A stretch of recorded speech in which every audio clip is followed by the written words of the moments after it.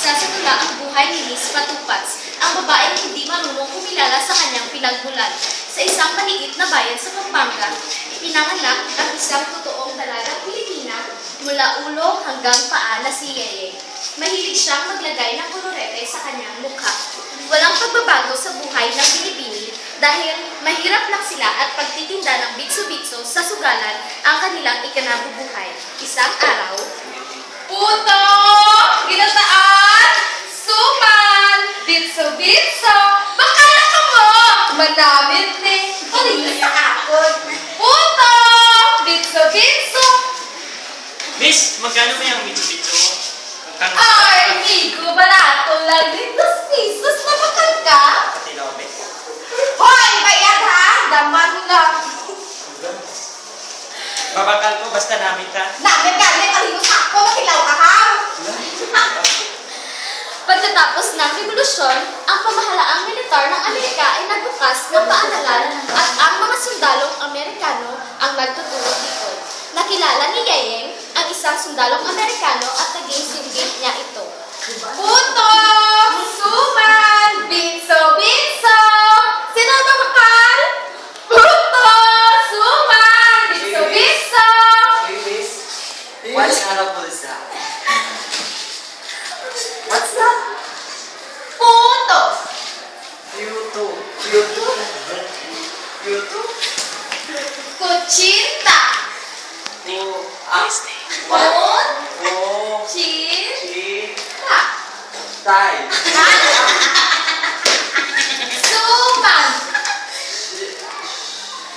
Suman. Shumai. Mr. Kano, bakal ka? Kung hindi, ay, malaka! Kuya!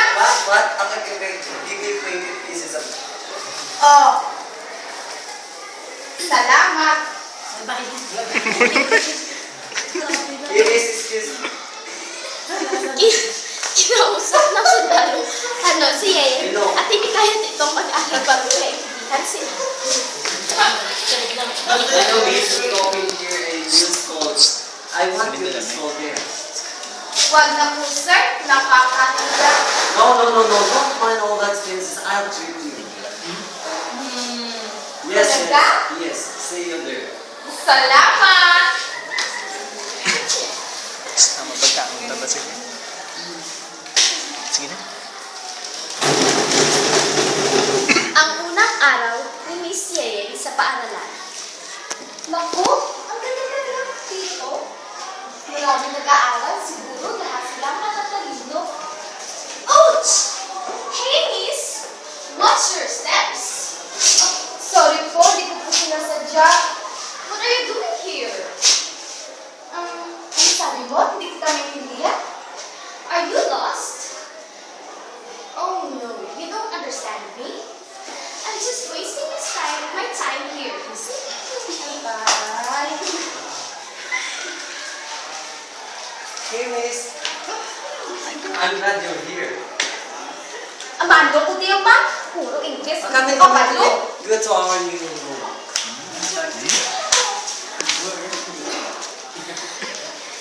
Nag-aral ang dalagang si Yeyeng at pagkalipas ng ilang buwan, nakapagsalita na ng Ingles si Miss Yeyeng at ipinahatid siya ng gurong Amerikano sa isang bayan na kanyang pagtuturuan.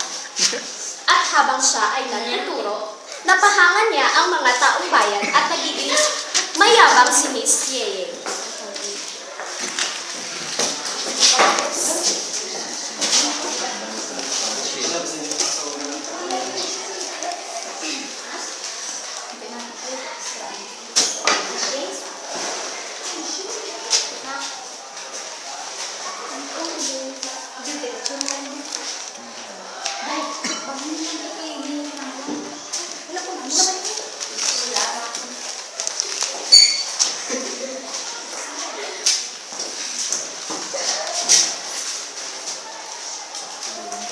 Okay, take a rest. I know you are tired.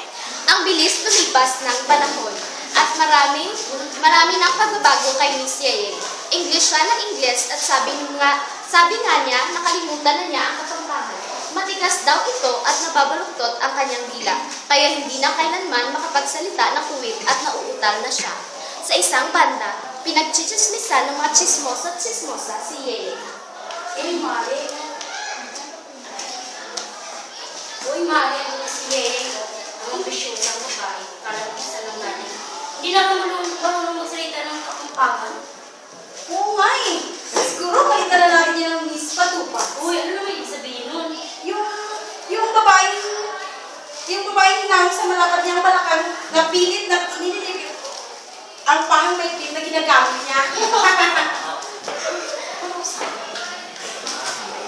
Kaya pala ginagawa ang patupad sa sobrang sa egos na mahigpit ang balot. At magmula noon, Miss Patupats na ang tawag sa kanya. Isang araw, lumabas ang Imang Gabiran, isang pahayagang kapampangan sa Bacoor. Isang pista o dilada ang naganap sa isang bayan sa Pampanga at habang lumalapit siya sa pahayagan upang basahin ang nakasulat, lumabi siya ng kaunti at umiling at nagsalita. Oh no! I speak Pampanga. Me I no entiende el papel. Meron siyang si Castellano, Miss. In fact, I can speak Pampanga anymore, especially when I read this. Ginaya ng mga sunsod ang kanyang tono at napatitig ang lahat sa upukan. Alam ni Yeye na tinutukso siya ng mga tao pero nagpatuloy pa rin siya at nagsabi, For querer, Quebec.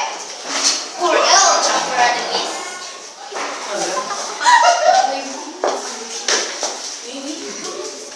Hindi na kayo dapat magkakakong ganyan magsalita. Miss Patupas. Kasi, dinala na nga siya ng mga kawal sa Espanya.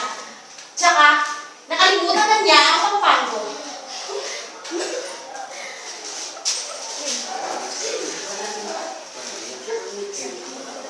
Walang hiya, maluloko, decent, idiot, bitch! Aba, kapampangan pala siya. Ano tsura? Hindi kayo dapat magtaka kung bakit kapampangan siya. Anak siya ni Pakpong Gudyo na aming kanayo. At nagtawanan ang lahat sa loob. At napaiyak pa si Miss Patupat sa kanyang pagpupunas ng kanyang mukha.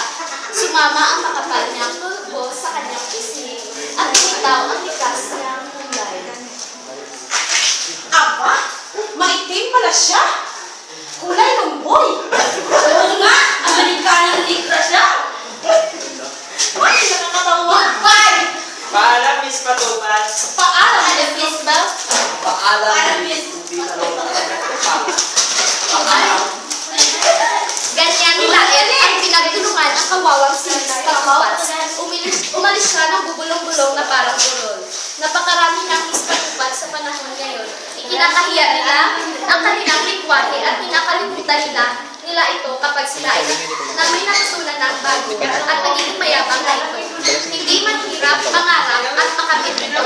Basta, huwag lang mating kalimutan ang ating pinagmulan o pinanggalingan. Sana nakakuha kayo ng lesyon sa ating pagkakas. Salamat.